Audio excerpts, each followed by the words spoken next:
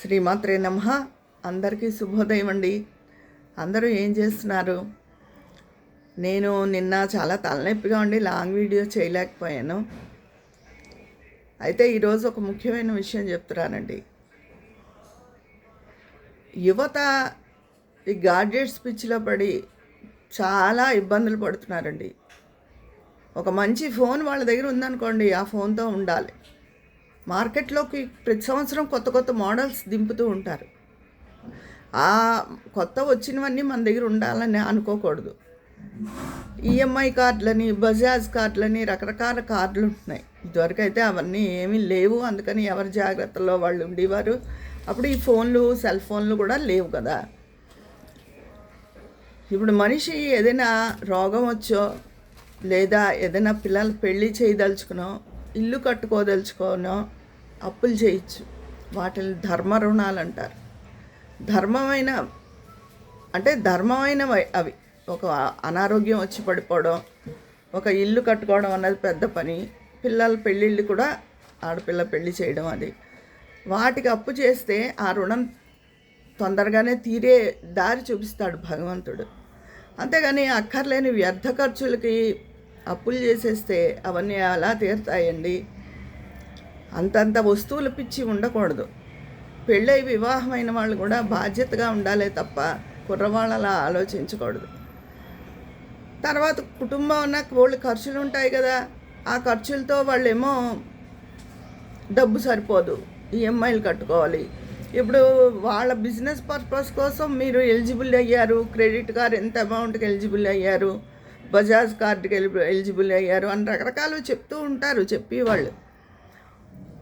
వాళ్ళ ప్రలోభాల్లో పడిపోయి కార్డులు తీసుకుని శక్తికి మించి ఉన్న వస్తువులు కొనుక్కుని తిరిగి ఆ బాధ్యత తల్లిదండ్రుల మీదే పడుతోంది. ఎందుకంటే వాళ్ళు ఇబ్బంది పడుతుంటే తల్లిదండ్రులు చూడలేరు. కానీ 60 ఏళ్ళు దాటిన తండ్రి ఎంతకని ఈ బాధ్యత వహించగలడు? తల్లి ఏవో కుటుంబ అవసరాల కోసం డబ్బు దాస్తుంది. భార్యకి కానీ భర్తకు కానీ ఏదైనా రోగం రావచ్చు, ఏమైనా రావచ్చు, ఏదైనా చేతిలో డబ్బు ఉండాలి అని చెప్పి వాటిల్ని పీకల మీద తీసుకొచ్చేసి పిల్లలు ఇమ్మంటే అటు పిల్లలని మొహం చూసి ప్రేమను కాదు అనుకోలేరు. వాళ్ళని మొహమాటానికి, ఇబ్బందికి గురి చేసి నిర్మోహమాటంగా నిష్కర్షగా చెప్పి వాళ్ళు కొంతమంది ఉంటారు. కానీ గమ్ముని చెప్పలేరు అందరూను. అయ్యో వాళ్ళు ఏమి ఇబ్బంది పడుతున్నారో అనుకుంటారు. అంతేకాకుండా ఆ భార్యాభర్తలకు కూడా ఈ వస్తువులు వాటి వల్ల కుటుంబంలో గొడవలు అవుతాయి, కొట్టుకు చేస్తూ ఉంటారు. ఇదే కాకుండా ఎవరైనా ఏదైనా ఊళ్ళు వెళ్తారు, ఎక్కువ తిరుగుతారు, షికారులు తిరుగుతారు. అది వాళ్ళ స్తోమతను బట్టి ఉంటుంది. ఎక్కువ శాలరీస్ ఉండి ఎక్కువ ఖర్చు పెట్టే స్థితి ఉండి వెనకాల బోళ్ళు లెక్కలేనంత ఆస్తున్న వాళ్ళు ఏ ఖర్చు పెట్టినా పర్వాలేదు. అలా కాకుండా మధ్యతరగతి వాళ్ళు అందరూ అవి చేయలేరు కదా. కానీ ఆడపిల్లలకి, మగపిల్లలకి వాళ్ళు ఏదో తిరిగేస్తున్నారు, మనం వెళ్ళడం లేదు. ఈ వంతులు విపరీతంగా ఎక్కువైపోయి కుటుంబాల్లో కలహాలకి కారణమవుతుంది, అనవసరమైన అప్పులకి కారణమవుతుంది.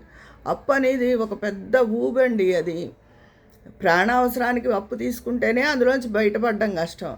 అలాంటిది వ్యర్థ ఖర్చులకి అప్పులు తీసుకుని అంటే అందులోంచి ఎలా బయటపడతారు? పడలేరు. ఆ సంసారము సజావుగా సాగదు. యువత అందరూ ఈ విషయం నేర్చుకుని ఖర్చుని అదుపులో పెట్టుకోవాలండి. ఎవరైనా సరే ఖర్చుని అదుపులో పెట్టుకోనప్పుడు ఆ జీవితం అల్లకల్లోలంగానే ఉంటుంది. అంతేకాకుండా తల్లిదండ్రుల మీద ప్రభావం పడుతుంది. 50 ఏళ్ళు 60 ఏళ్ళు వచ్చేటప్పటికి అమ్మయ్య అనుకునేలా జీవితం ఉండాలే తప్ప ఈ పిల్లలు ఇలాంటి పనులన్నీ చేసి తల్లిదండ్రుల మీదకి ఒత్తిడి తెచ్చి వాళ్ళకి అప్పటికే ఆ ఏజ్కి మామూలుగానే ఎటువంటి ప్రెషర్స్ ఉన్నా లేకపోయినా ఇప్పుడు ఉన్న పరిస్థితులను బట్టి, ఆహారంలో అన్ని కల్తీలను బట్టి అందరికీ బీపీలు, షుగర్లు ఉంటున్నాయి. వాళ్ళకున్న బాధలతోనే వాళ్ళు పడుతుంటే ఇంకా వాళ్ళ నెత్తి మీద ఒత్తిడి తీసుకొస్తే వాళ్ళకి ఎంత బాధగా ఉంటుంది. చచ్చి చెడి ఏదో ₹1 దాస్తారు. ఈ పిల్లలు పీకల మీదకి తెచ్చేసి మాకు కావాలి అంటే ఆ ₹1.5 ఎగిరిపోతే ఎంత బాధగా అనిపిస్తుంది. తల్లిదండ్రులకు ₹1 కొడుక్కి డబ్బు విలువ ఎప్పుడు తెలుస్తుందిట అంటే తండ్రి ఇచ్చినంతకాలం తెలియదు విలువ. తిరిగి అదే తండ్రి కొడుకుని ఒక రూపాయి నాకు నెల నెల ఇంత నువ్వు పంపు అన్న నాడు కొడుక్కి డబ్బు విలువ తెలుస్తుంది. కానీ పిల్లల్ని అలా అడగలేరు కదా డబ్బు ఇవ్వమని. ఇది లోకంలో ఉన్న సామెత నేను చెప్తున్నాను. కొడుకు అప్పుడు డబ్బు విలువ తెలుస్తుంటా. కానీ కొంతమంది బంగారు తండ్రులు బంగారు తల్లులు ఉంటారు. వాళ్ళు చాలా బాధ్యతగా ఉండి కుటుంబ బాధ్యతలను తలకెత్తుకుని అన్నీ చూస్తారు. కానీ మిగతా సగం మంది 30 అది ఒక 25%, 25% కూడా కాదు, ఓ 10%. మిగతా 90 మంది ఇష్టం వచ్చినట్టు ఖర్చులకే లోనవుతున్నారు అంతే. అది ఒక రకంగా తల్లిదండ్రులు చేసుకున్న పాపం అవ్వచ్చు, ఈ పిల్లలకి బాధ్యత లేకపోవడం అవ్వచ్చు. అంటే పెంపకం అలాంటిది అనేస్తారు. తల్లిదండ్రులు ఎవరైనా వాళ్ళు బాధ్యతగా ఉండాలి, వృద్ధిలోకి రావాలి అనే పెంచుతారండి. వాళ్ళు బయట సమాజంలోకి ఒకసారి వెళ్ళిన తర్వాత వాళ్ళ ఎవరి బుద్ధులు ఎలా మారిపోతాయో తెలీదు. స్నేహితులను బట్టి, వాళ్ళు తిరుగుతున్న వాతావరణాన్ని బట్టి ఉంటుంది. తల్లిదండ్రులను బట్టి ఏమీ ఉండదు, కొంతవరకే ఉంటుంది అంతే. కానీ తల్లిదండ్రుల మీద నింద వచ్చేస్తుంది ఆ పెంపకం అలాంటిది అని. కానీ తల్లిదండ్రులు ఎంతవరకు బాధ్యతలు, పిల్లలు ఇబ్బంది పడుతుంటే చూస్తే వదిలేయలేరు. వీళ్ళ దగ్గర అంత డబ్బు ఉండదు. ఉన్న ఒక ప్రాణావసరం వాళ్ళకి వస్తే తిరిగి వాళ్ళకి ఎవరు ఇస్తారు? ఎవరు ఇవ్వరు కదా. వాళ్ళ జాగ్రత్తలో వాళ్ళు ఉండాలి కదా. నిజంగా తల్లిదండ్రులకు అది ఒక సంకట పరిస్థితి, ఒక విధంగా శాపం కూడా. అలాగే ఆ భార్యాభర్త కుటుంబాల్లో కూడా సజావుగా సాగిపోకుండా ఈ అప్పులు, ఈ క్రెడిట్ కార్డులు ఇవి ఎప్పుడైతే పెట్టుకున్నారో మనశ్శాంతి ఉండదు. మనశ్శాంతి ఉండక నలిగిపోతూ ఉంటారు నిరంతరం. ఏవో ఒక బాధలు, గొడవలు. అయినా అప్పున్న వాడికి టెన్షన్ స్థిమితమే ఉంటుంది, ఎప్పుడూ టెన్షన్గానే జీవితం సాగుతుంది. దయచేసి అందరూ ఖర్చును తగ్గించుకోండి. మీ దగ్గర ఒక్క 100 రూపాయలు ఉంటే కనీసం 90 రూపాయలు ఖర్చు పెట్టుకోండి, 10 రూపాయలైనా పక్కన పెట్టుకోండి. అంతేకాని 100 రూపాయలని చూసి 200 రూపాయలు, ఇంకో 100 రూపాయలు అప్పుకు వెళ్ళకండి ఎవరు. మన దగ్గర 100 ఉంది కదా, ఈ 100 చూసి ఎవడో ఇస్తాడు అని చెప్పి 200 రూపాయలు ఖర్చు పెట్టేసుకుంటున్నారు. అదేని 100 రూపాయలు ఉంటే 90 రూపాయలు ఖర్చు పెట్టుకుని 10 రూపాయలు వెనక్కి పెట్టుకోండి. పోనీ 10 రూపాయలు వెనక్కి పెట్టుకోవద్దు, నీ 100 నువ్వు ఖర్చు పెట్టేసుకో. అంతేకాని 100ని దాటి అప్పు చేసి ఏ ఖర్చులు పెట్టుకోవద్దు. ఇది నేను అందరికీ చెప్పే సలహా. అలాగే తల్లిదండ్రులు కూడా ఇంకా కఠినంగా మనసు చేసేసుకోవాలండి. పిల్లలు పిల్లలు పిల్లలు అనే మమకారాన్ని పెట్టుకుని వాళ్ళ కోసం డబ్బంతా ఖర్చు చేస్తే రేపొద్దున మీ జీవితం వెళ్ళడం చాలా కష్టం. అంతే. మనం చేయవలసిందంతా చెయ్యడం మ్యాక్సిమం. ఎందుకంటే వాళ్ళని వదిలేయలేక. ఇంకా ఆ తర్వాత ఇంకా వెళ్తే అదే అప్పులు, అదే పరిస్థితి. పిల్లలు ఏదైతే బాధపడుతున్నారో అంతకు మించిన దారుణమైన పరిస్థితి పెద్దవాళ్ళు ఎదుర్కోవాల్సి వస్తుంది.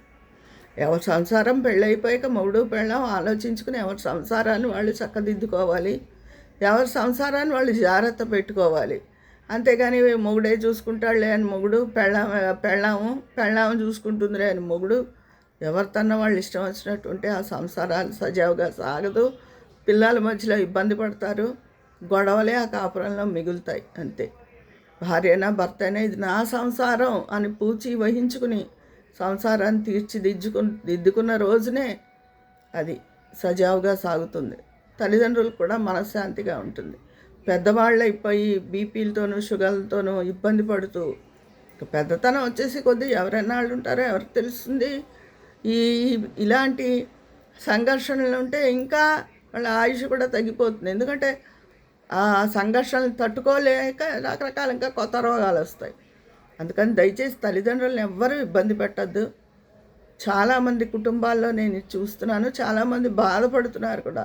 పిల్లలకి సరైన జవాబు చెప్పలేక, ప్రేమను వదులుకోలేక, వాళ్ళు అడిగిన డబ్బుని సమకూర్చలేక నలిబిలి అవుతున్నారు పెద్దవాళ్ళు.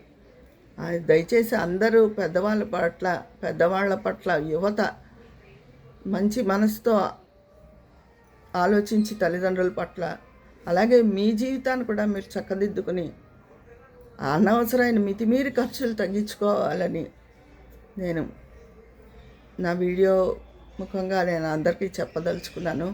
అలాగే పెద్దవాళ్ళు కూడా ఇంకా కొంతవరకు అయ్యాక మీ జీవితం మీది, పిల్లల జీవితం పిల్లలది. వాళ్ళు సెటిల్ చేసాక ఇంకా వాళ్ళ జీవితం వాళ్ళది అంతే. అంతవరకే ఉండాలి అని నేను చెప్తున్నాను మీకు. నా ఈ వీడియో నచ్చితే అందరూ కామెంట్ రూపంలో తెలియజేసేయండి. మరి అక్కడ మాట్లాడుకుందామా? రోజుకో పాట, మీరు కోరిన పాటల్లో ఈరోజు మంజులా విశ్వనాథ్ గారి అడిగిన పాటని సాయంత్రం మీకు వినిపిస్తాను. మరి నచ్చితే దానికి కూడా మీ అభిప్రాయం చెప్పండి. ఉంటాను. మీ స్నేహితురాలు విజయ పన్నాల.